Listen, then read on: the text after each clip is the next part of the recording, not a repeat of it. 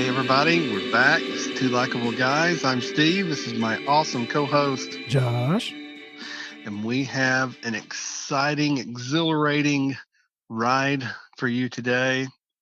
We have the one and only Mr. Charles Benz. He is one of the most eclectic guests we've had. He's exciting. He's awesome.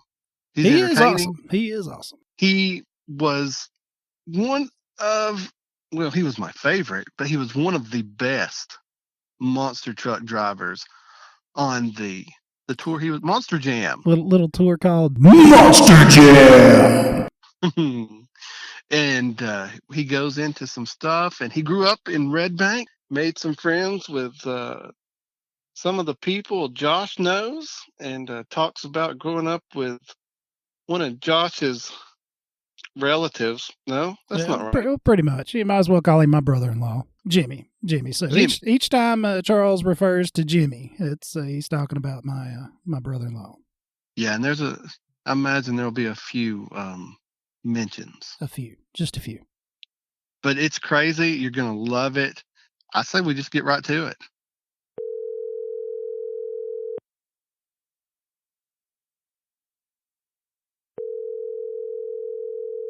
Hello? Hey, man. Wait, hold on. Hello, oh, Lord. Hello, Mom, put that stuff, put the steel down. Turn the logs off. Y'all can't. It's Tennessee calling. It's Tennessee calling. Oh, Lord, put your pants on. Oh, wait, never mind. It's a telephone. Hello. How you been, buddy? Is this thing on? It's on. We's on. I got my buddy, my co-host Steve's on here with me. How you doing, sir? Hey, man, how are you, buddy? I'm doing well. It's a pleasure to meet you, sir. Pleasure to talk to you, at least. Well, I'm pleasure to talk to you all as well. And wow, I'm honored, dude. I'm just a kid from Red Bank, dude. I'm one of y'all. I ain't nobody. I'm just a kid from Red Bank. Were you born here? I was born in Chattanooga. I mean, at the hospital there. Yeah. That's pretty cool. Yeah, man. That's pretty awesome. That's my hometown. I grew up there and lived everywhere, but mostly Red Bank. And family business took me from Tiftonia, Lookout Mountain, Red Bank, all over. But no, what was the family business? My mother's side was furniture, textiles, Georgia, South Carolina, North Carolina, Myrtle Beach area. Moved there, had a furniture store. My dad's business was radio and television. My mother, right out of college, my mother was a UTC graduate, went into UTC, worked at different radio stations there and advertising agencies. And she met my stepdad, and that's where the Tower and Red Bank and the cell phone sites and Pinehurst Avenue and McKay Hill Road and WFLI radio and TV and all the other entities come into play. Oh, yeah. That is amazing. We bought a house from a really, really kind gentleman and a very sweet lady. And I could not have been more fortunate as a young man, because as a result, I met my brother who lived in that house before me. And his name was Jimmy Ray Ashburn Jr. Yep. Oh, yeah. And we had to buy 3 houses in Red Bank to build a 750-foot FM transmitter there that my family wanted to build.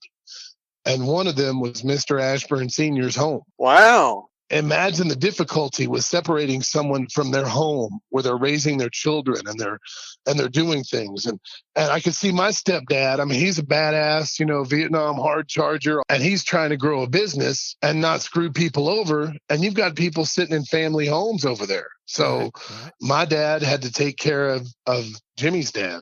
And in the middle of it, me and this dude started walking around and playing with 22 rifles on this hill. Ended up being the best friend any could ever have. I'll tell you what, man. And that stuff, where we're from, because I've been around the world doing what I do. And man, there's only one place where we come from where it's so real like that. Hey, man, there's a bunch of snakes under this pallet down here in the creek. What do you want to do? Oh no, let's go get some. Let's go see how many. Yeah, how many are there? I don't know. Flip it over. I don't.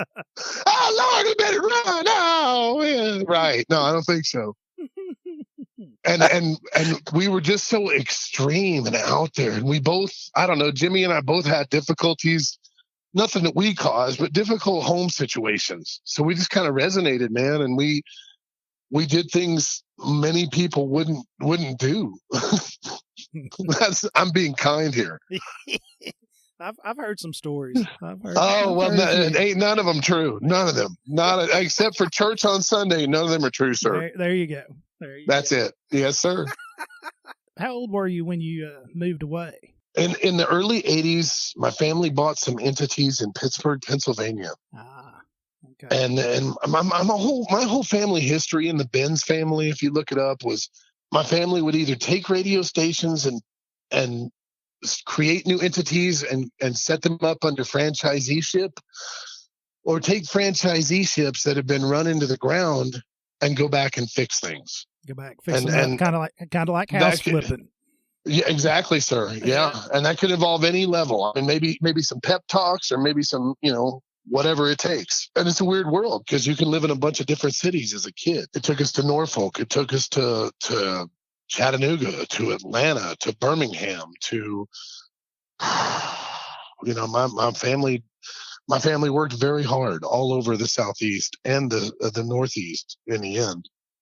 And they had an opportunity to take on those major market stations in Pittsburgh. And my stepdad and my mom were a pretty darn good team by then, man. They were impressive. They really were. They were some butt kickers. And that's that spirit, man. I'm telling you, you come from the area we come from, you learn to work hard, or I guess it probably holds true anywhere, but it's just, I feel like it's different where we come from. There's a different work ethic. Perhaps it's my grandparents, that Southern upbringing, like, yeah, baby, it's hot out there, but you better get to work all day. That's right. That's exactly. And it's different. It's so different everywhere else. And I'm so proud to grow up there and where I did. And I'm a silly kid from Chattanooga, Tennessee, who's so proud of it.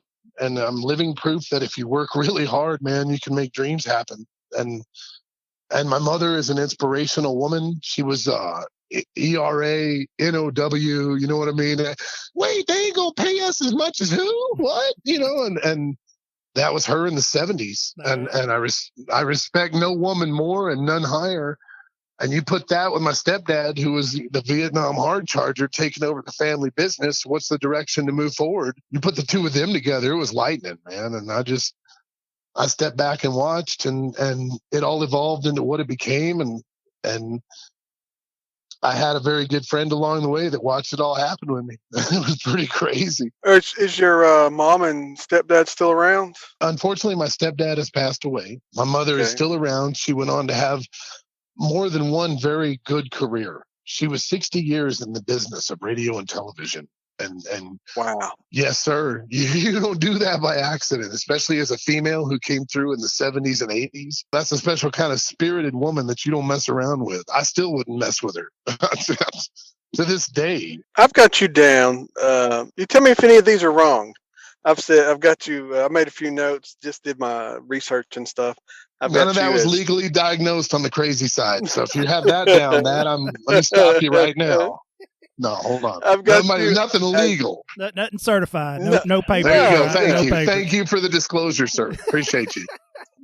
I've got you down as a realtor, a monster truck driver, a humanitarian, and a philanthropist. Oh gosh, you've been on the damn social medias and all that bull crap. Well, that and listening to I listened to your interview, and I think, and then looked up some news articles about you, and I thought the coolest thing was your trips to the hospitals for the kids, and the way you always stepped up with kids around. I mean, it was just like, that was the thing that stuck out to me the most. I mean, you were the wild, crazy, Metallica bassist looking haircut guy that drove a monster truck. but you really cared about kids that were sick and needed some cheering up, or just needed somebody to say, "Hey." Man, I could go all over, man. I don't know. Y'all tell me when it's time to start. I don't even know where to begin. Man, I'm rolling now. So I mean, good luck cutting this all together. Y'all are gonna hate me. Oh, it'll be all right. It'll be all right. No, Man, I wanted to touch into that and but actually go into how you got started doing the truck stuff, which I know you've probably done a million interviews. How'd you get started? Blah blah blah. This that and other. You know, same old. I'll just say it real, man. Yeah. I sat there in the front yard of a house in Red Bank, Tennessee, and my stepdad taught me how to turn wrenches, how gears work, front ends, how mechanical stuff works, and then how to drive. I mean, he would be like, "Hey, man, go over. The employees are all stuck in the snow and ice on Pinehurst on the other side where the skate park is, and I need you to put the chains on the truck and drive them all up and down the hill all night and make sure everybody's safe. Go real slow. Put it in first, you know." And yeah. And I was 8, and I remember being, yeah, dude, right? It was crazy. 12 years old, 10 years old. I was like, "Hey, man, I'm bored. Let's go get Jimmy." So I got my buddy with me to keep me company all night. And I'm like, who the hell would let their son out in the middle of the night to go, "Oh, hi, Miss Ashburn. How you doing?" Oh, Jimmy, he'd get away with anything with her. Dude, he'd drive his car over to my house. He's like 10 years old. They're all, "Dude, what's wrong with you guys? Don't do this in front of us." It's the attitude and that spirit of coming from Chattanooga, that area, and growing up during those times. You couldn't stop me, baby. Oh, That's it. That's it. And I knew where I was from, man. Yep. Basically, my mother's the reason for the give back stuff. My mom was so kind and still is, and would do anything for anyone. And my dad was the tough guy. And I took the two. I learned how to run them trucks around. I learned how to drive a little bit in 4-wheel drive vehicles, and it became a lot of fun. I had adventures and thrills that would probably get most parents put in jail right now. You know, climbing 750-foot towers when I was 9 years old, changing light bulbs, you know, at night. No, that's crazy. Yeah. I don't do heights. Oh, yeah. No, when we built that big tower in Red Bank, they were like, yeah, my dad was incredible. He was on everything. Nothing could be out of code, out of violation. Everything had to be good with the FCC, FAA. Yeah. And just real estate. They taught me about the importance of real estate. My grandmother was in real estate there, and it led to a lifetime of enjoying communications, enterprise-related real estate. I love cell phone towers. I love transmitters. I love dealing with things like that. And my family was inspirational to me. And my stepdad had that Army redneck side where he would just hop in the trucks and go crazy and then trust me to do it, and taught me at a young age, "Hey, here's how you do it. Be safe. Do this. Here's what's going to happen. And here's how you fix it when it breaks." And things you don't get taught these days, like here's a set of tools. Here's how you fix stuff. Imagine that. Right, exactly. I'm sorry. We could do this all day. I could tangent out all over the place here, but imagine if even if it ain't your dad, let's just say it's like, I don't know, a Sunday school teacher who gives a darn, or somebody at a high school vocational shop who cares about the kids. "Hey guys, hey gals, this is a set of tools. This is how nuts and bolts work. This is how you fix things." Can you imagine that? I can't believe I'm saying we're in a world where that's gotten away from us, but those were almost basics you were expected to know back then, you know? Right. How to change a tire. Oh, Lord, yeah. You get out your cell phone and call somebody. Isn't that how you do it? Yeah. Roadside assistance? You wait 2 hours for AAA to come. Oh, heavens no, man. Me and my friends would laugh. We were like Bo and Luke style, dude, with the floor jack. "I got the X tool." I mean, we got to go before the cops come. There'll be questions. Just kidding. You got to get out of here. Just kidding, maybe. "We got to get the real license plate." No, cut. Sorry, Grandpa. I know you're listening. So you started driving the big 4-wheel drive trucks and stuff, but did you start in the smaller trucks before you got to the monster trucks? I did, man. So we went from Chattanooga to Pittsburgh to Birmingham to Albuquerque in my family business. And in Albuquerque, I experienced like the desert driving, desert sand out here in New Mexico and Georgia clay, where we're from, Tellico Plains, all that, getting up there to play on them rock steps. Oh, yeah. There's a lot of stuff that's together, but a lot of stuff isn't. They don't know what caliche is out here, man. This stuff out here turns to mush. They don't know what real mud is. I mean, it's crazy. So, yes, I started racing the trucks. I started taking what I had learned. I actually, it's so funny. My dad took me four-wheeling. I remember we took Jimmy. I know you're going to have a million cuts. I know y'all hate me. It's a bear. No, love it. I think you're doing great. When I was a little kid in Chattanooga, my stepdad often took me four-wheeling, Tellico Plains, Prentice Cooper, Chickamauga, all the areas around there, W Road, Signal Mountain out in the mud, the highway when they were building it in the early 80s. I really got into some crazy stuff, and he trusted me. And I drove in the wintertime in Chattanooga, which you all know how that works. Everything just shuts down. Right. And I had all them good times of learning to drive it. Well, those experiences and moving around the country, he took me, and I wanted to do that with my son.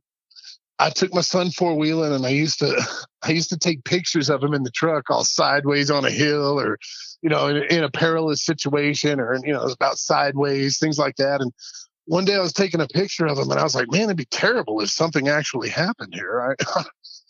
And I thought I would affiliate myself with a local shop in Albuquerque that built roll cages. And I started hanging out with this guy.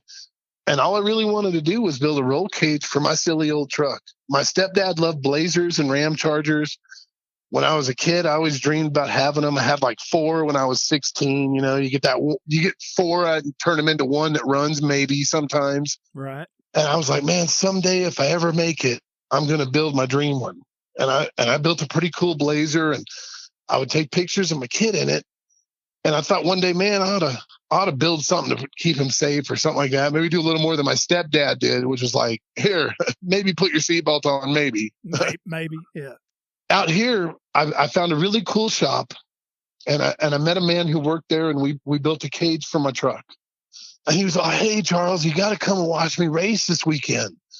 And there was this broke down, run what you brung type race, tough truck thing. And I went down and I watched him win it with a $50 turd. I mean, he went down there and won that race with a $50 bucket of bolts that ran like garbage, but he won because he just had the stones to drive it. Right. And it hit me right then. I was like, man, I got to get me some of this. By then, we had already moved into New Mexico. We'd evolved into radio and communication. A lot of local businesses knew us, knew who we were.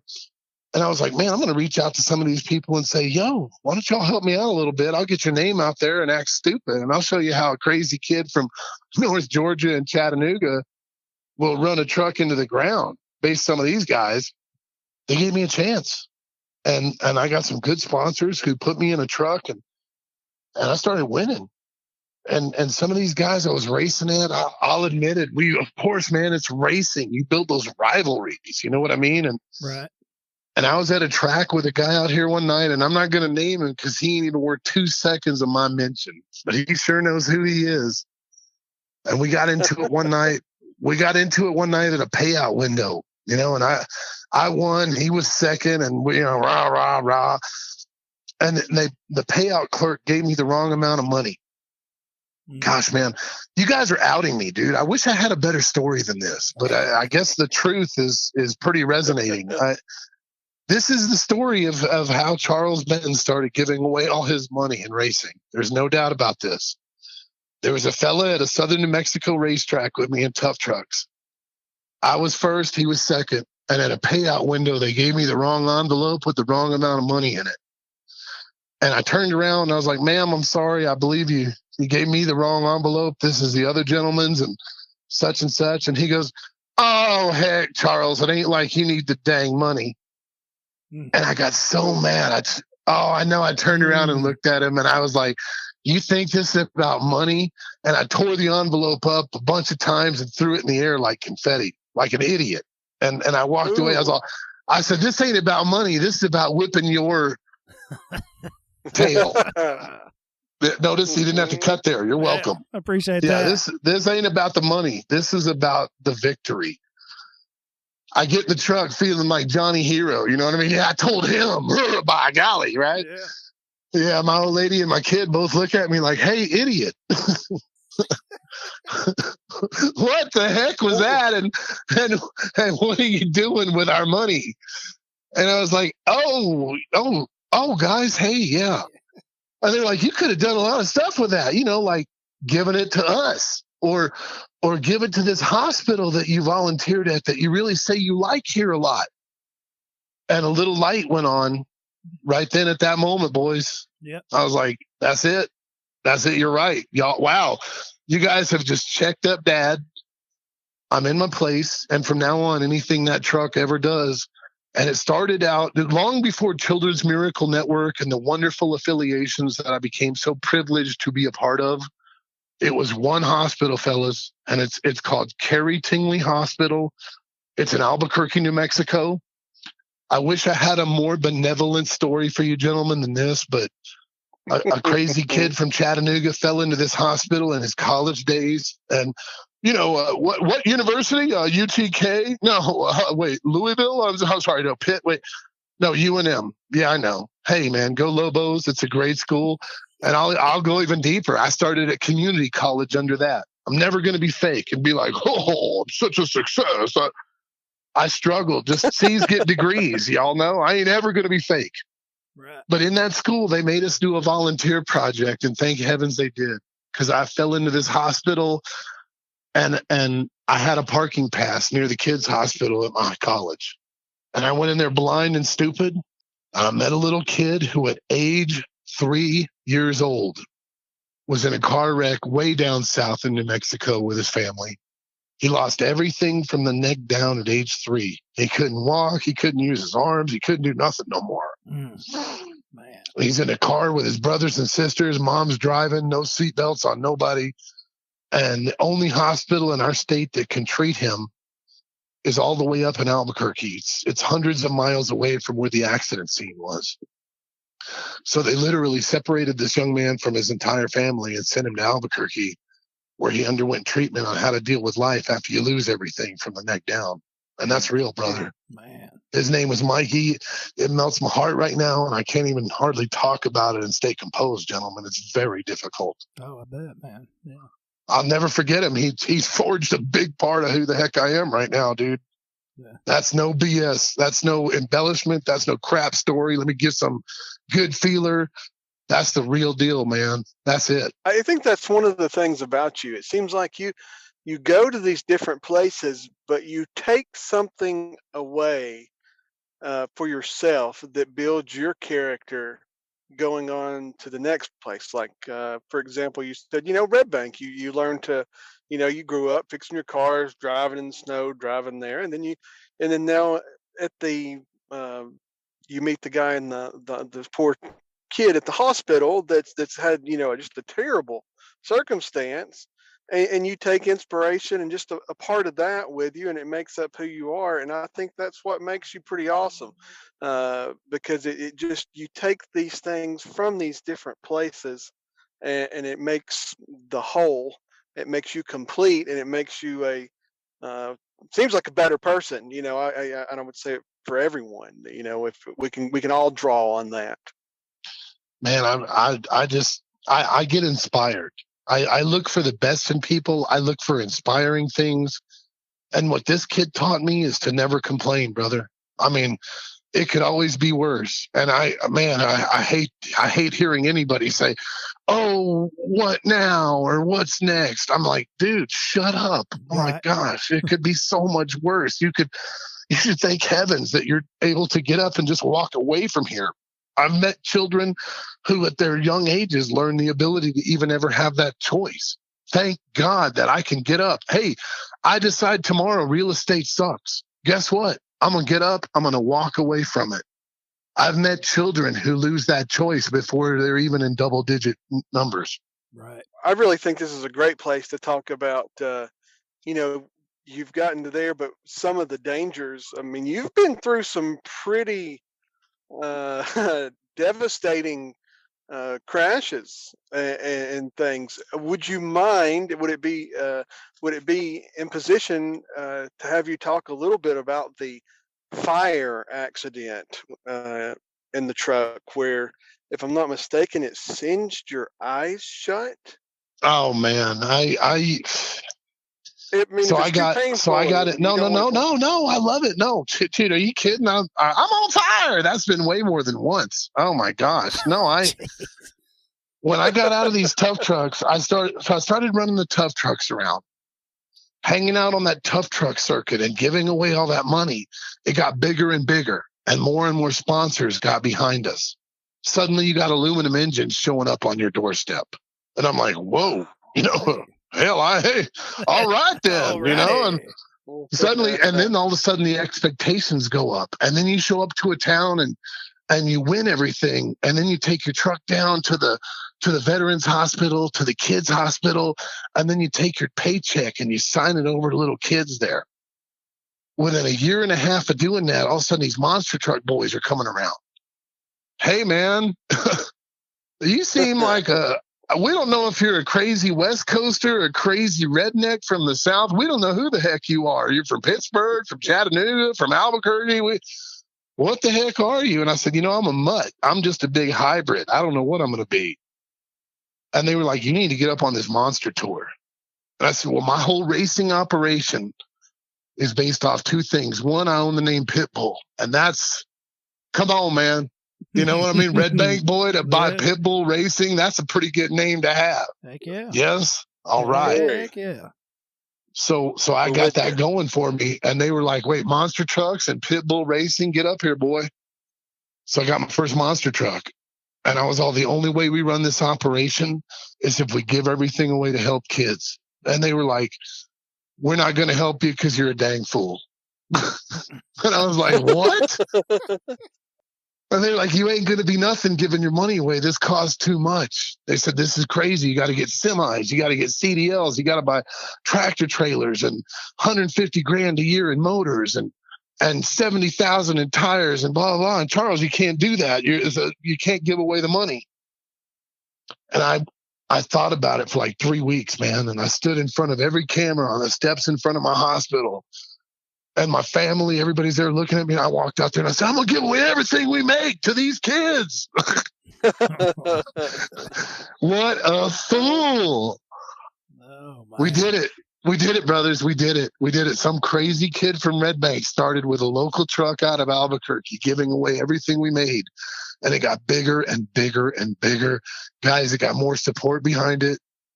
We started traveling literally all over the country. And eventually the powers that be at Monster Jam came to me with great opportunities, great TV events, great tours. And I love Monster Jam. I thank them for everything they've done for me so far. And man, the future's still limitless. I love them and I appreciate them. And dude, the Georgia Dome, y'all, is that small time? Dallas Cowboy Texas Stadium. Anybody heard of that? Yeah, man. El Stadium de Olimpiad in Barcelona, Spain. I don't know, a couple of folks fit in there. Just one or two people. Just a few, yeah. Handful. You get 3 or 4 of your buddies in there, yeah, if you pack it in a little. Opportunities you can't imagine, gentlemen, they presented me, and I thank them every day for it. I'm going to say one shout out, if I could, to somebody who means the world to me. Forrest Lucas from Lucas Oil. Yep. Back in the very beginning, man, and they were like, some team is going to give away all their money to little kids in the hospital. What a moron. I mean, well done, sir. And they helped us. They helped us so much, dude. It's so hard to do what I did. Right. So we got into it. Then it just grew from there. And I've been in military hospitals and Children's Miracle Network hospitals around the world. Inspirational stories, and it all started from there. And yes, I didn't want to go out there and compete. And I'll tell you what, here comes a whole new show. Here's part 2 cut, okay? Part 2. This is the inside of monster trucks, okay? Because at a monster truck show, I'm telling you, everybody in your audience knows this. There's going to be 2 people who come there to race their monster truck. There's a dude who comes there to put on a good show. Hey, everybody, hi. and get out of there in one piece. Right. And there's the guy who come there to win. And you hope there's a whole bunch of people on that list that come there to win, because that's what gives a good show to the crowd. Exactly. Yeah. And everybody on every ticket I ever went to could say, man, Pitbull, Rottweiler, whatever Charles was driving, he didn't come here to win. He came here to dominate everyone. Oh, yeah. Definitely. That's it. Definitely. And that's it. And that's what it all evolved into. And giving away the money, visiting the hospitals in every city every week for years, man. 9 years of doing it. It was incredible. What happened with some of your bigger wrecks? I mean, I know it's like they ask Evil Knievel, hey, what were you thinking during that wreck, Evil? You know, but what was going through your mind on some of the worst wrecks? And then we'll talk about some of the good stuff. We get the bad stuff out of the way. I love it. Okay, so here's all your hard cuts. I'm sorry, and I know you hate me. The bottom line is, if I can't get the story out, I'll forget it, bro. Yeah, So I just had to puke it. Go for it. So you asked me about being on fire. I will say this. Right. The first time I was on fire, it was like a little one, and I was like, ooh, man, I'm glad that was handled. That could have been dangerous. And it didn't affect my confidence. And I kept running harder and harder and harder.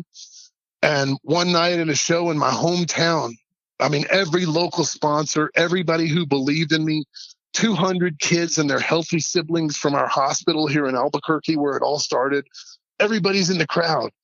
And they got this motorhome out there. And they got some big time trucks, and everybody wants to come here and pee in my Wheaties in my hometown now. And I can't go out there and do no little show. I got to run it hard and longer than anybody. And it got red hot. And when I'm running it in the ground, I'm finishing off with this donut, and I got my steering wheel off and hanging out the window. So if something goes wrong, there's no saving it. And I'm spinning and I'm flipping and flying. And all of a sudden, the motor overheats and the head splits open. Aluminum head cracks. Oh, It throws, oh yeah, buddy. It throws methanol racing fuel and oil mix all over the hot exhaust, engine block, and transmission. And at first, it's so funny, because if you check out our Facebook or our website, you look down. At first, I'm looking down.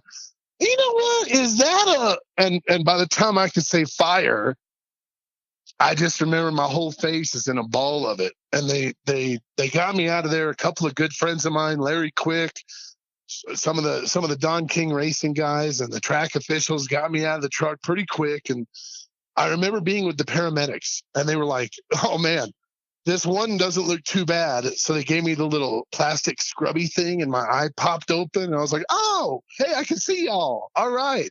Oh. The other one, I had to go to the hospital for a little Mickey and Rocky for the old cut me Mick. Yeah. Oh. Yeah, That's cut me terrible. Mick. Cut me Mick was no fun, but I got better equipment, more fire protection, and the more we evolved, the better it got to the end. And I remember that night it happened. If you look at that stupid video, I hate that video, but it helped make my career. So I gotta leave it there, and I'm thankful for my friends who took it. But when I caught on fire originally, I got out and I realized I had one of my eyes was still okay and the other one was still iffy. And I look up with my good eye. I said, gosh, this sounds like your first date with your cousin. No, never mind. I'm sorry. Cut. I looked up with her good eye and said, "Hey, Claudette." No, I'm sorry. Cut. Okay. I looked up out of the fire and I saw these kids that I had brought to the show, and they're crying in the stands. Oh man. Oh. I know. I was like, "Oh Lord, that's good. Bring them all down here and traumatize them." Hey, thanks, Charles. Appreciate it, buddy. Can't wait to see you again. So I grabbed the mic and I tore off my helmet and I started headbanging. And I went crazy, and the whole crowd went nuts with me. And I was like, "I'm fine, y'all. I'm fine." And by the end, I was like, "I am dizzy. Get me out of here." And Right. it You're was, like, "Hey, I'm fine. Take me to the hospital." and that just became the thing, and that raised the standard. They were like, so every time we do this, we can expect more and more and more. And that's definitely what led to Monster Jam and the career that I'm in and what's happened. It's crazy, man. I've been blessed, and I've been on fire a lot of times. And it's so funny because we learn as seasoned drivers, we learn to downplay those hard accidents, the fires, the things that hurt. You're just like, "Oh, I'm fine." You know, you're still smoldering on your shoulder. "Oh, that's Right. good." Oh. Right. You're drinking the water, you pour a little on your shoulder, no bigs, hey, we're good. And I think, again, I'll attribute that a lot to where I'm from. You ain't going to scare no North Georgia boy, no Southern Tennessee boy. Oh, hey, man, you got a little smoldering stuff on your fire seat. Oh, that's nice. Excuse me. Think my pole's ringing. Catfish. Can you educate us just a little bit about how hard those big monster trucks are to drive, and don't you have like rear steer and all this craziness going on? I mean, just a few of the basics. Absolutely, absolutely, man. Monster trucks.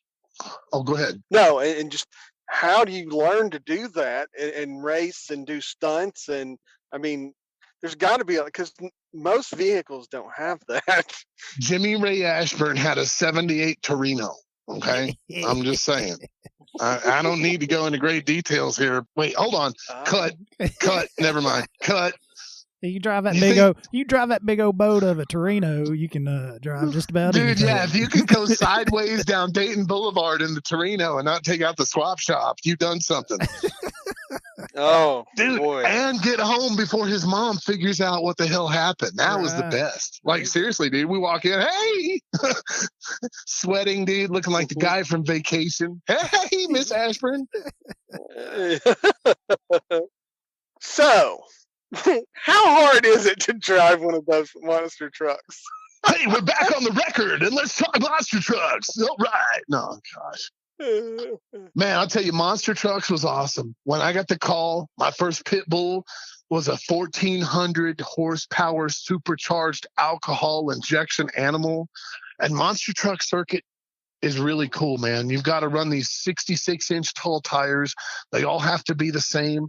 And it's just a giant concoction of who wants to be light, who wants to be heavy, more horsepower, less horsepower, higher tire cut, less tire cut.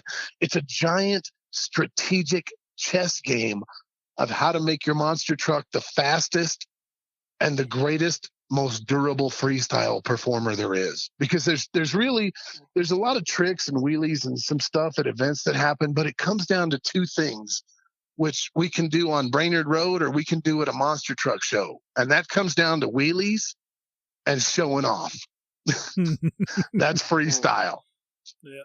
And racing. Racing is where it's at. You guys know how it works. You're the fastest one. You keep going until you're the lastest one. Right. That's it. Right. Fastest to lastest. Here's how you do it. That's right. I always wanted to be the lastest. But in monster trucks, you add the second event, and that's showing off. That's freestyle. That's wheelies. That's whatever you can do to make people go, whoa, that dude's nuts. Which was your favorite, racing or the freestyle? All of it. For me, my absolute favorite was a clean sweep. I just want to show up and make people sorry they even bothered to come to that show. Not the crowd. Not the crowd. I mean, right. Yeah, exactly. No, the crowd. See, that's the thing. If I'm having fun, the crowd's having fun because I don't care. Right. The competition, I remember, man, especially with me and my partner, Tony, we'd pull our trucks out of the trailer and people would just look over like, oh, man, this is going to be a long weekend. Let's just go to Denny's and take it easy tonight, y'all. That was my favorite. And looking over at me and Tony, you knew it was going to be the worst weekend you've had in months. And that's a big part of the mental game. And then just driving and carrying up to it. And again, this goes back to Monster Jam and the level of equipment that they gave me. That Rottweiler truck was the greatest piece of machinery I've ever operated. I was able to do things in that chassis that were literally gravity defying. And I was amazed at my own events at times and my safety even coming out of it. And I had so much fun. And right at the time that all this got to be its very best, life threw me an incredible curveball in the form of the most beautiful little girl that I've ever seen in my life. And when that little girl came, that was it for me, y'all. I mean, I had to be dad. I got a great little sister. I saw how important it is to have a dad in your life, especially if you're a little girl. Right. And for the last 9 years, that's been my mission. And now it's funny, 9 years later, the guy who tried MMA fighting, the guy who raced monster trucks, the pit bull, that big tough guy, is getting beat up by a 9-year-old little girl, guys. It's pretty dang embarrassing. I wish I had a more glamorous tough guy story, but she's in a gang, and that gang rolls up. The leader is named Grandma. And yeah, they're 3 roughhousers, and they roll up and they demand money or they threaten me with violence, and I've chosen just to give them the money so far to not get hurt. So now you're losing your lunch money. Oh, absolutely. Yeah. Nice. I throw my wallet and take off running. Absolutely. Yes. I am afraid of these 3. Oh man, they're gangsters and they're not afraid of violence. Let me tell you. Oh man. And they are not messing around. They're 3 of the toughest gals I've ever met, and they ain't no joke. How many children do you have? Just the one, or do you have several? I have a couple of boys, and I have this little girl, and the little girl is a whole different ball game. We took them blue rule books and threw them away, and now we got the pink one. And Right. and yeah, oh yeah, I'm a hypocrite. I'll admit it, bro. I'll own it. The boys had a whole different rule book. We set them on fire and put what's left in the shredder, and now we have the pink rule book that is now the law of the land. I get you. Yeah, I'm a hypocrite. I have a 12-year-old stepdaughter and a 2-year-old son. There are different rules for the 12-year-old Absolutely. girl and the boy. It's just you're 100% right. It's hard, man. It's a 100. struggle. It's a struggle. I was different with the boys, you know. Oh yeah, fellas, let me hold on. Wait a minute now. Let's reflect. Things have changed. And it's so funny because she's the bully of the whole group. She's the meanest one of all of us. It's crazy. Fun stuff. And you know what's so funny is I try to tell her, you know what, that's your redneck coming out. And she's like, Daddy, don't call me a redneck. I'm all, oh, honey, if you only knew. Come on now. I'm talking Hamilton County here, sweetheart. Yeah. Grungy County. We'll go up north a little bit. Oh. Yeah, have you had your daughter visit Chattanooga? I never have. That's so funny. We've been to Texas, we've been to California, we've been to Colorado. I've taken her to a few states, nothing with monster trucks. It's so funny. My daughter has never been around the trucks. It's so funny. When she was born, I was traveling 42 weeks a year. Man. And no dad can do that. No dad of a little girl who says his little girl is the most important. And if you're trucking and that's your life, or you're over the road, or your career has forced you to travel, then I understand that.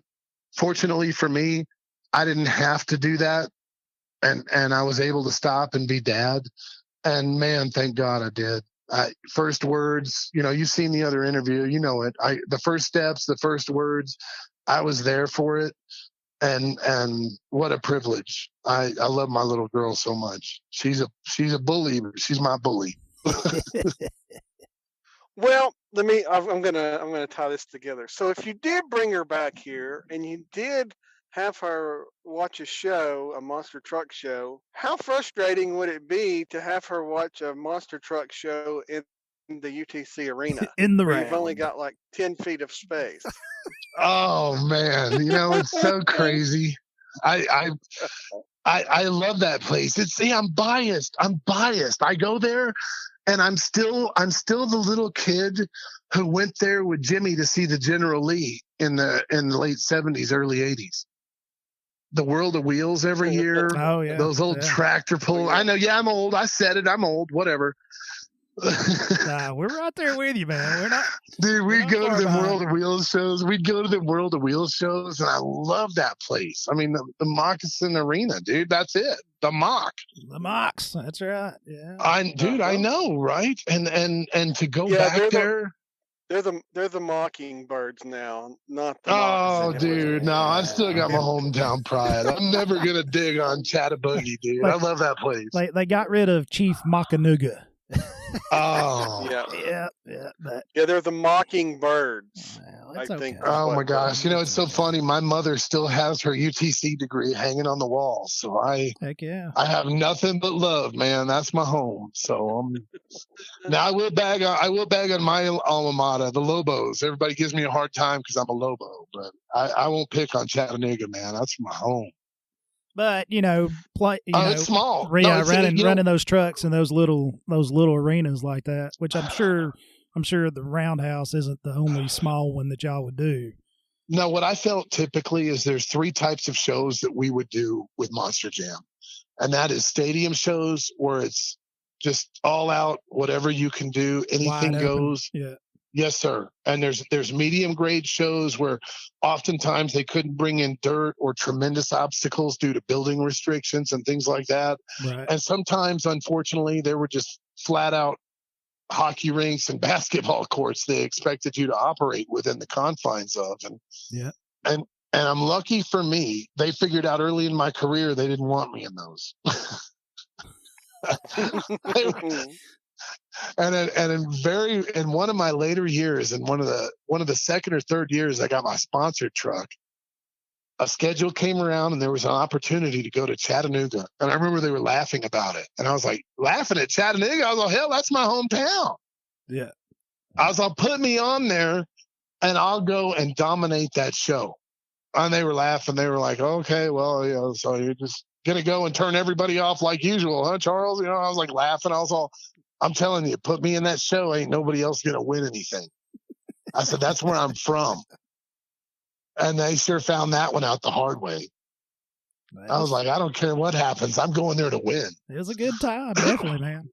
I remember Josh, you were there. It was one of the greatest pride I ever had was seeing you, Jimmy, all my childhood friends. But let's go back even deeper. Let's start by going to Red Bank Elementary, man, my home school. You know what I mean? Where I'm the assembly, dude. I'm the reason I used to be what y'all are doing now. That's awesome. One of the greatest stories I have to tell, and I do hope you guys use this piece. I was very fortunate to return home to Chattanooga for a Monster Jam show, and I thank Monster Jam for putting me there. What a wonderful show it was, and I got to spend that weekend visiting both the elementary school that I went to before and the hospital that I was born in. But I didn't just go to like the newborn ward and say hi and everything was cool. I went to the oncology ward, and I met some kids in that oncology ward, and I was like, dude. It just, I personalized everything so much. It wasn't just like some presser for me. I wanted to shake every kid's hand. I want to know everybody's name. And I met a young man there, and I won't say his or his grandfather's name, but they sure know who they are, and I'll certainly send them a copy of this. He's in there for cancer, and he was real young. He was like 12 years old back in 2012, whenever this was at that time. But he's really going through a tough time in the 2012s. I'm trying to like think about what I can say respectfully and not. I'm sorry, guys, but his grandpa and me, we were talking, and all the other kids they brought in, and I was all, hey, where's all the Gravedigger fans? And everybody put up their hands, and I'm all, y'all get out of here. They were so mad right away. And this kid wasn't a Gravedigger fan. I was like, you're my bro, man, right on. And we started talking, and I learned he's going through some things that would snap most of us in half, dude. He's a tough kid. He's tougher than we'll ever be, all 3 of us combined. Yeah. And he's in there fighting, dude. And he's like, yeah, I'm not a Gravedigger fan. I kind of like this, that, whatever. Your truck seems cool, I guess, whatever. And I was like, what would you think if a kid from Chattanooga went down there, punched out Gravedigger's lights or anybody else that's there tonight and brings you the trophy? And he was like, that'd be awesome. I was like, I'll see you later. And I went down there, dude. It was insane. It was such a crazy night. I broke everything under that truck. Everybody hated me on the crew. And I just was like, I'm really sorry, y'all. Looks like I owe you some Ruby Tuesdays or something. Hey, I'll tell you what, here's a 6-pack of crystals. Y'all have a good night. I'll see you later. And I ran that thing in the ground, and I got out of there as soon as I could with the trophy. And I went back to the hospital. I was like, oh, man, I'm about to get locked up here. Everything's closed down. Lights are all half off. And I get up there, and the dude's room is open about 6 inches. And I went over. I kind of pushed on the door. I'm like, oh, Lordy. And I opened the door, and there's Grandpa. And he goes, hey, we've been waiting for you. And the door opened, and they were sitting there. And I took that trophy into that kid. And that was one of the best nights of my life. And After I left that hospital and the people I left there with, I won't tell you anything else that happened that weekend other than I went straight back to my room and went to bed like a good boy. Sure you did. Right. Yes, Right away. And there was no rental car vehicle that harmed in the filming of any of this. And it was a quiet, mellow weekend after that victory. It affected me emotionally, none whatsoever. And I went right back and went to bed. And if y'all believe that, I got some swampland out here in Albuquerque since I'm a realtor. I'd love to sell you if you want to send me a down payment. Oh, yeah.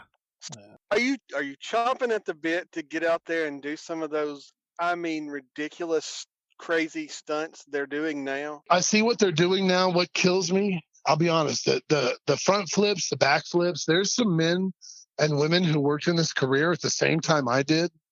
And there's some of them that I'm so rejoiceful to see their success because they're some of the hardest working people in our sport and they deserve it. And I'm going to be just as honest when I say I look at a lot of people and I'm like, man, and probably people thought this of me. How did you even get here? And I think that if I chose to go back, and everybody asks this question ultimately is Charles, what's going to take to get you back? One would be. Yeah, that's on my list to ask. I would love it. Ask away, please. Yeah, that's what he's saying. That's one on his list. What's it going to take to get you back? What is it going to take? To answer your question, what it would take to get me back in the seat of a monster truck is an arrangement to know that A, my family's taken care of, but B, we do it as an enterprise that raises money and awareness for kids in the hospital. And I think that's so selfish because what if somebody just wanted to give me $1 million and say, hey man, just get out here and race and put the name of, Smith Filters on your truck or whatever. And I would be honored. And like say Forrest Lucas called me tomorrow and said, Charles, come back here and run the Lucas truck. Mr. Lucas, I love you, man. You were so good to me the whole time. I would still do it, but I think we could do more. I think there's toys. I think there's novelties. I think I would give my pit bull rights over to raise money for kids in wheelchairs who need it more than any of us. And I've never left that. Wow.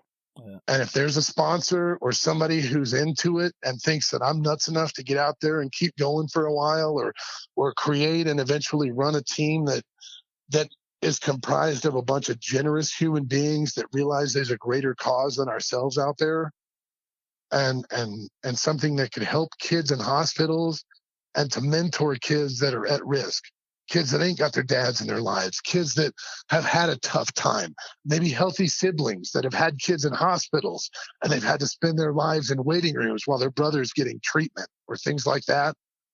Something that helps those people is something I would get behind and work for no salary. Nothing. I would drive the truck and that would be great, but I would coordinate everything. I would fly to every town. And as long as I knew my family was took care of, I would give away everything we could ever make to help little kids and make a difference in people's lives. Man, that is amazing. That is some good motivational stuff right there. That gives me chills just thinking about it. I wish we could make it happen. I just want to win, bro. Like my thing is I get my buzz from winning. I'm very blessed through my family's businesses and the businesses I've created. I'm going to eat, and I thank God for that every day. But what I would look for is the best. Gosh, man, isn't that everybody's dream is to do what you love? And imagine doing what you love, but you don't just do what you love for your job. You do what you love and you help little kids who need it way more than you, veterans, people who've served our country. I've thought about for a long time. I really like Wounded Warrior. I would run a truck just for Wounded Warrior. Like I would throw a second truck in our semi.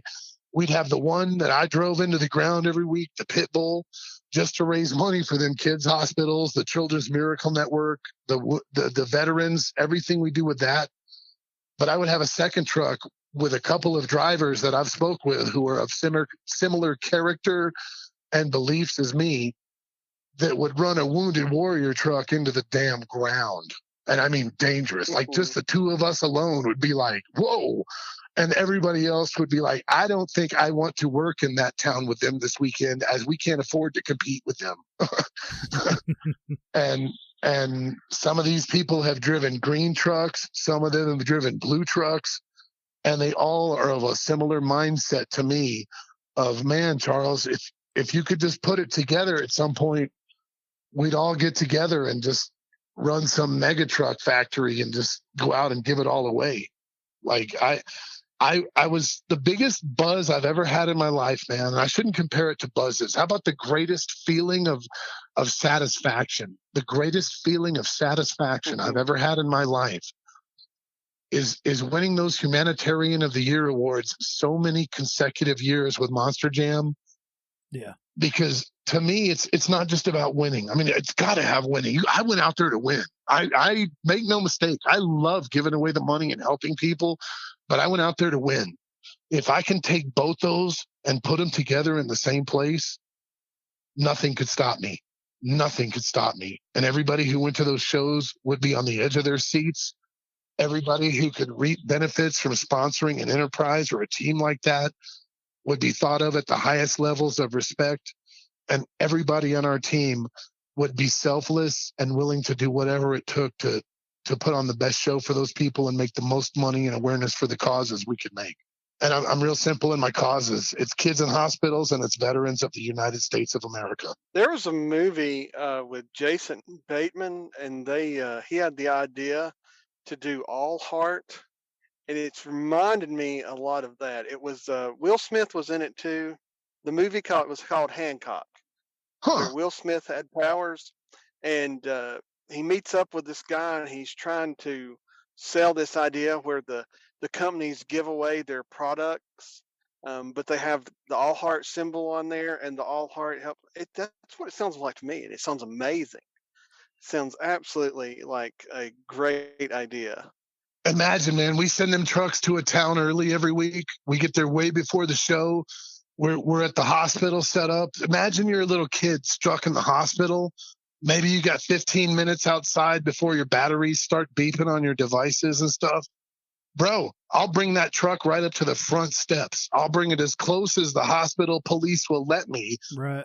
To make you immersed in the experience. You want to climb in my truck? Climb in my truck. You want to start it? Dude, press that button. My sponsors make sure the best motor in the world starts when you touch it, little man or little woman or whatever. Whoever wants to come out and get their mind off the stuff they're going through, come on out. Healthy siblings. Oh, you've been locked in this waiting room for a month, bro? Hey, come downstairs. I'm about to put you to work. Mom, Dad, sign this waiver. I'm going to have them change tires. Yeah. You know how many hospitals it's crazy. That's a beautiful, beautiful idea. I mean, there's so much that the kids could get out of this. The adults, the parents would love it for their kids. They would love it themselves. I know if it was me and my kid was going through an unfortunate medical issue and somebody cared enough, I would want to help that person. I would want to spend my money on whatever they were trying to achieve, because that to me is what life is all about, is helping others and giving joy to others, especially kids that are unfortunate enough to be going through cancer or whatever, an accident. I love that you can recognize that, bro. And imagine, I got this realtor thing. I got this construction thing. I got this management thing, whatever. But imagine taking, I have my jobs. Can I say that's my love of my life? I do like what I do, and I'm very blessed, and I thank God for it. But it's not like if I could just choose one, it would be one of those. It would probably be the trucks. But it would only be the trucks if we could do it in that fashion. Yeah, do it your competitive way. Equipment that wins, that represents the biggest people, and that does it all in the interest of giving it away to help two very specific groups of people. I love that you recognize that. Yeah, I think it's the best idea I may have ever heard, and I think there's enough money in the world to get behind it. I'm not sure how to make it happen, but prayer solves a lot of problems. If it's meant to be, I think we're well on our way.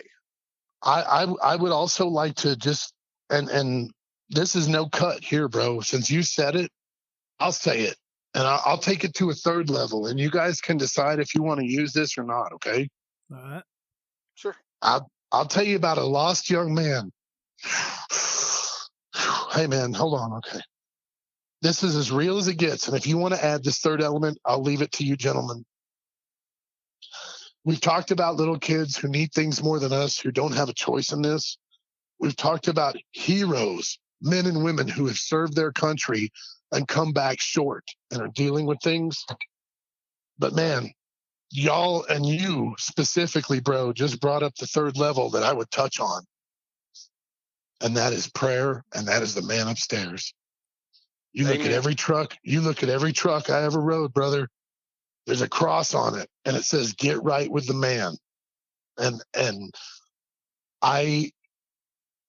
to elaborate on the point I made earlier about reaching out to these young men that don't have the parents in their life or don't have the positive leadership or maybe dad's down on his luck, works a lot or doesn't know the way and is perhaps not the best influence through alcohol, drugs, or whatever might be interfering with that role that young man needs to reach his full potential, then I would love the opportunity for our team to be a light of his, to show them that you can be the badass, toughest guy in this place tonight, but you do it through his light and with him as the boss. Amen. And that's deep. That's deep, bro. That's deep. And I know I'm going to turn off a lot of people, and a lot of people are going to get pissed. And I had problems saying that before, and I got told not to pray. And I don't even want to talk about dramas and bull crap I've been through with people going, "Hey, bro, try to keep that stuff, down a little bit." But look what's happening. You gotta remember, look what's happening, dude. Look. Yeah. We're the Bible Belt of the South. That's where we originate. Bible Belt of the Baptist world. Church, dude. I'll say it. White Oak Baptist. I got saved there, bro. Yeah. Dayton Boulevard and White Oak. I mean, dude, it's as real as it gets, dude. And I'm not only a regular attendee at my church, I serve there as well, and I believe in I read both books. You know what I mean? The new one and the old one and the new one. Now I'm going way out. Now I'm getting deep here, but I'm either going to piss off everyone either way, how about this? I'll never be considered fake. How's that, brother? There you go. It's perfect. Perfect. Love me or hate me. I'm not a BSer. Yeah, I thought I liked you before the interview, and now I have a bro love for you. I like your what's the word? Your the cut of your jib or something. I need something better than that. Jeez. Did you just go back to the 50s or what? Cut of your jib. I want to say this is an unpaid promotion, but you mentioned Lucas Oil Products, and for me, I don't use anything else. I additives in my vehicles, over 100,000 miles, and they're still running sweet. Just wanted to mention that. I love that you're doing that, and I appreciate it. And Forrest Lucas, Tom Bogner, and the entire team at Lucas Enterprises, they picked us up back before anybody else did. When Pitbull Monster Truck was brand new, Lucas was one of the first major sponsors to come in and go, "Hey man, we like what you're doing. We like the kids thing. We like the truck racing. We like your spirit. And in fact, here's a bunch of help for your team. Why don't you go blow some stuff up? And in fact, we want to invite you out to California to our factory in Corona, and we want you to meet our founder, Forrest Lucas." And I met Forrest Lucas. I met Morgan Lucas, that drag racer. When he fires that thing up, dude, if you don't get the goosebumps when that dragster or their monster truck that I drove fired up, I don't know what to tell you. You need some serious help. If those things don't attack your senses, And Lucas, the reason they're able to do this and help people is because they do bring the goods. Forrest Lucas hires the best folks. I've been to their lab. I've been to their factory. I've met the people who actually develop and create their products. I believe in it. And it's so easy for me to go out in front of the whole country and sell stuff that I believe in. And it's actually quite impossible for me to go out and sell stuff that I think sucks or I don't believe in. So when I say how much I believe in Lucas, I hope my endorsement rings true, because if I thought something was crap, I sure wouldn't say a darn thing good about it. And right. Mr. Lucas not only brought the goods, but he shared the goods, and he helped Pitbull Racing help a lot of little kids in the hospital. And Mr. Lucas and Mr. Bogner, if you're out there and you hear this, man, I'd like you to know how much we appreciate how much y'all did for us and making a difference in those kids' lives. And the thought of doing that again someday is just, it's mind blowing. It's crazy. These gentlemen have brought up ideas and thoughts that I haven't even thought of for a long time, dude. It's crazy. It's good stuff. Josh, I finished my list of questioning. Did you have anything else you wanted to? Nah, we touched on everything I had jotted down, man. Man, y'all will be cutting for months after this. I'm sorry. Oh, it's all right, man. I'm used Should to I it. have had? Now you said no pants, and I don't have to be sober, right? We're good, bro. Yeah, we're good. We're good. Right on. No video was taken. My disclaimers are good. Do you guys know a famous DJ there by the name of Max O'Brien? Max O'Brien. Oh yeah. I want you two to find Max O'Brien. I hope this tape is still rolling. And I don't know if y'all, Josh, this might be a little bit before your time. But when we bought WJTT, that's the FM in Red Bank. Right. My family owned an AM in Tiftonia called WFLI, and it's been to everybody, dude. We had rock and roll, we had urban. We sold to the preachers for a while. Hell yeah, Tommy Jett, dude, he's dead. Tommy Jett, I used to take him coffee, dude, when he was in the studio. I was like 8. Was that the hey now, those bimbos were outside? Those bimbos were outside in Tiftonia, dude, waiting to talk to him. They still got. They couldn't believe it, dude. The beehive hairdos. Yeah. They've got that station over there still, and they've created like a top 40 Hall of Fame museum over there now. My cousin runs it. I'm very impressed with her, actually, and I will definitely go on the record. WFLI. She runs everything, the whole East Coast operation of our family's business, and she's a badass. I will officially say that. Betty is a badass. Yeah. I like her a lot, and I'm impressed with her.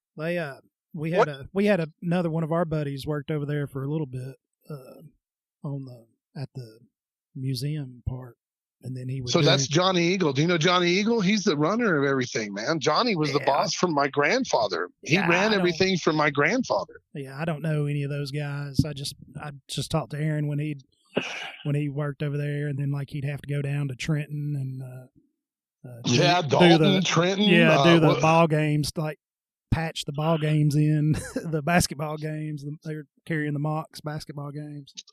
Ask Jimmy. Ask his mother. 1977 through 79 and a little bit of 80 before we moved. My dad had an FM or an AM DJ who was just a wasteoid. He was really unreliable. You know, he'd be out partying all the time, whatever. Yeah. So he would take me down to the AM at like 10 o'clock at night, 9 o'clock at night on Saturday. And I would do my radio show from 10 o'clock at night till 6 in the morning. And that was he and my mother's date night. That's how him and my mother knew I was okay, because I was running the radio station and playing the top 60 rock hits at the time on WFLI. I had 60 carts I was allowed to play, and I had to play 4 commercials an hour on a list they had. Right. And I was allowed to do anything else I wanted. And my nickname was the Screaming Demon. And I had my own radio show. And my mother had this idea with a friend of hers who was in charge of media relations at JetFly. There was a show called Real People. And they got me on that show as the world's youngest DJ at the time. I had an FCC license at 8 years old. Josh, we forgot one thing. What's that? I have one final question for hold on before you do that. What were you? You're scaring me. You started to say something about Max. What was it you were going to say about Max? Oh, Max O'Brien. Yeah. I want you to talk to whoever gets hold of Max O'Brien first. I want you to ask him, hey, Max, I know you've been a cop here for, 150 years, right? Yeah. When you were a cop in the 70s, is it true that you handcuffed some fine young man and stuffed him into the trunk of a vehicle for a couple of hours while you and his father drove around town and went to some lunches? No, Max put me in a set of handcuffs and locked me in the trunk of a car in the 1970s for several hours. We'll have to call him up while he's on air and ask him. Tell him there's a fella who's still a little resentful. Tell him things like that build character. Yeah, no doubt. No, that's funny. He did. He worked for my dad at FLI for a long time. Well, Steve, what you said you had one more question? One more question. We like to ask. Oh, yeah. Guests. I can't believe we almost forgot this, man. Oh, this Lord. Is ridiculous. Jeez. No, I did not know really he was a man. No. That's my answer. No, I did not know that was a fella. Is that the question? Didn't know his name was Lola. Oh, wait, never mind. Sorry. Forget that. No. Forget I said anything. We always like to ask everybody, what was your first vehicle? Oh, man. I mean, I know you've been saying through the interview you've been driving since you were 8 and stuff, but I mean, your very first car or truck. 1979 Dodge Ram Charger 4x4, 360 slow par with a thermo bog 4-barrel. How's that? Could I get more specific, gentlemen? No, but that doesn't shock me at all. That's right up. No, Jimmy, I'll go even further. I got it in Chattanooga, but I was 8 when we actually got the vehicle. I didn't take it over for 8 more years. Oh, yeah. Yes, sir. Jimmy's ridden in that truck with me. Jimmy rode in the truck. I took over. I built the hubs for it. We put a lift kit on it. Dude, we're from a different, I'm telling you, man, I know you ain't much younger than us, Josh, but it was a different world back then, dude. Oh, yeah. We'd get out there and jack the truck up. You ever seen like the Bad News Bears or Six Pack? You guys know the movie Six Pack. That's me and Jimmy out there stealing the wheels off some car, dude. That was me and Jimbo. Now, see, that'd be a whole different show. We'll have to do another episode. Just me and Jimmy could do a show just on Chattanooga history. I'll just let y'all talk. Yeah, I'll just let y'all talk, and I'll just record it and walk away and go do some stuff. I got a few phone numbers we could call that all we'd have to promise is anonymity to the other participants. All the names have been changed. To protect the somewhat partially less innocent than maybe Jimmy and I were. I have to get the wordage correct. Oh, gosh, I'm honored to be on your show, man. Oh, man, I appreciate you taking time out to do this. I'll never not be me. I don't know what's going to happen with real estate. I don't know what's going to happen with corporate changes, inheritances, but I just know I don't worry about none of that. I'm just me. I take all the experiences from Chattanooga, from East Ridge, from Memphis, from Atlanta, from Birmingham, from Norfolk, from Richmond, Pittsburgh, Albuquerque, and I thank God that it's been His will to let me be around this long and share it. Like it's a crazy world, and it's so hard being a kid from a busted home and dramas and seriously, think about every external influence. Like, I know I'm kind of a jokester and I joke about busting up vehicles, but as a single kid that doesn't have good influences, how many people are exposed to the lush or the doper or the beat mama or God forbid the kitty diddlers out there that don't even care about mama. They're just using her to get to kids or whatever. If we could take our experiences and our silliness and forge that into something that gives them guidance, damn, dude, we made a difference. Like, that's something I could die on. I know that sounds like kind of morbid and creepy, but I would like to sit there on my way out going, I wasn't just a self-centered kid. I really wanted to achieve other goals and help others. And being surrounded by the fruits of that, I have a really great pastor, and to me, it's one thing to talk about it, but when you see the fruits, I mean, that's what a tree is supposed to do, right? You tend to the tree, and if the tree don't produce the fruit, it's dead. Right. I want to see fruits. I want to go around and I want to punch out the best drivers or the toughest guys, and I want to take every flower there. All them kids, all those impressionable young men, maybe seeing mom get beat, maybe seeing dad a doper or a lush or whatever. And I want to take those flowers and send them down the right path. I know that sounds really dumb, guys. I'm sorry. I wish I had a better analogy. No, man. It's not dumb at all. But if we could take this forum and put the principles of to teach a young man how to stand up and be responsible, be respectable, and take pride in yourself, your work ethic, the way you treat your family, the way you represent your hometown, your people, right. Dude, I appreciate it. The fact to tell my hometown how much I think about them and how much it meant to be from there, and I'll never forget it. I mean, that's no bull. I love Chattanooga. I love Red Bank.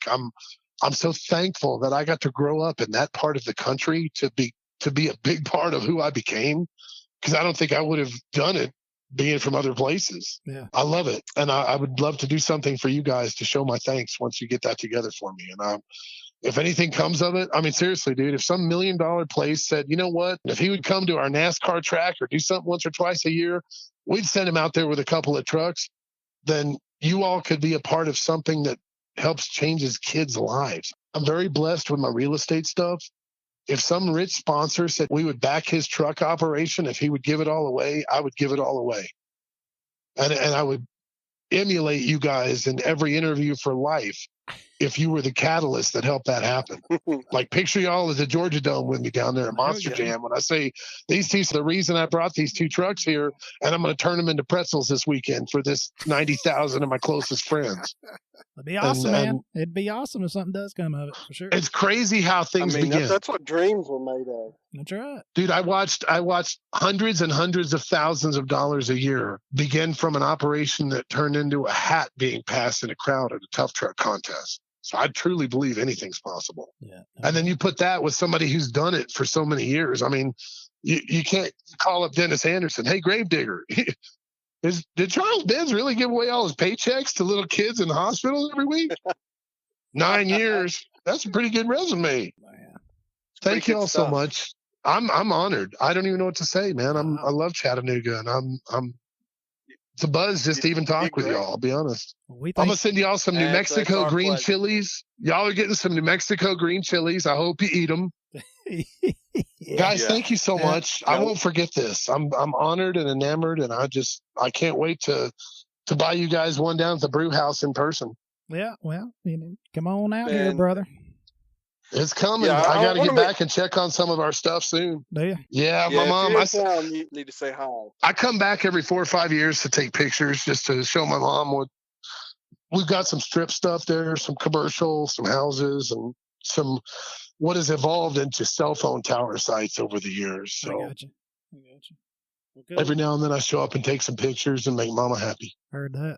It's great stuff. Guys, thank you. Josh, thank you, man. You need anything anytime, brother, you call me. You do the same, man, and be sure to let us know when you're on your way out here, and we'll hang out. Thank you so much, guys. I look forward to seeing you both. When I come back, we're going to the brew house. We're going to get some good grub, and gosh, man, can you imagine? Imagine something turns from this, and in a year from now, 2 years from now, y'all are in some cancer ward with a bunch of kids standing around a truck that are just freaking, and y'all made it happen. Could you imagine that?